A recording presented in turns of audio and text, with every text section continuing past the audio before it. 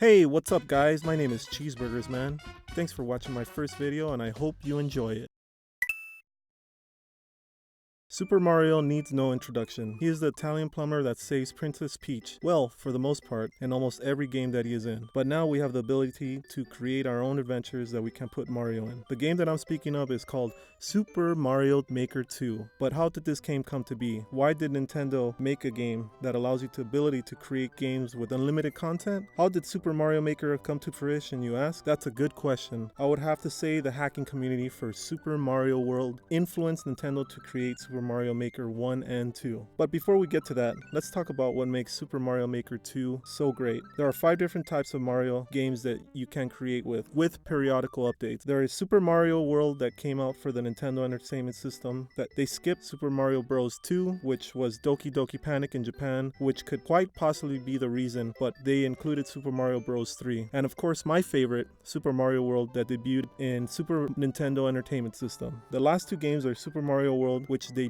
on the first Wii, which allows the traditional side-scrolling with 2.5D, 3D characters scrolling on a 2D perspective. Last but not least, well, kind of, this one was my least favorite, is Super Mario 3D World. This one was released for the Wii U era. The Wii U can arguably be Nintendo's worst performing system, but that's a topic for another video. When you pick a game style of Mario World, you want to create Mario 3D World is shown in the extra game styles section. That's a lot of games. Now let's get back to Super Mario World for the Super Nintendo. I will go in a little more in depth in this game. This game is what I believe was the catalyst that made Nintendo make such a game as Mario Maker 1 and 2. This game has the most mechanics as far as shell and switch and falling things which can completely change the game. This was the first time the spin jump was introduced, which allows you to jump off some, but not all, pointy sharpy things that you can use in Super Mario World. This is such a fun game on its own. But back in the 1990s, the first iteration of Mario hacks started appearing in the internet sphere. Yes, they started hacking Super Mario World and making it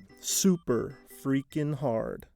They started calling these levels Kaizo, from the Japanese word remodeling according to Google Translate. What the hacking community started doing is taking the assets from the cartridge and started modifying it to make it extremely difficult. After they extract the data and modify it, the ROM can only be played on an emulator. Some of these levels would require precise pixel perfect jumps from one platform to another, which sometimes little Mario is pushed down the chasm by a Kaizo block. This invisible block made famous by, you guessed it, Kaizo ROM hacks. This causes lots of frustration, controller throwing, and cursing, and eventually tears of disappointment after hours of playing one level and not completing it. But you wait about an hour and you try again after your aching thumbs swelling come down from pressing the buttons so hard they start hurting.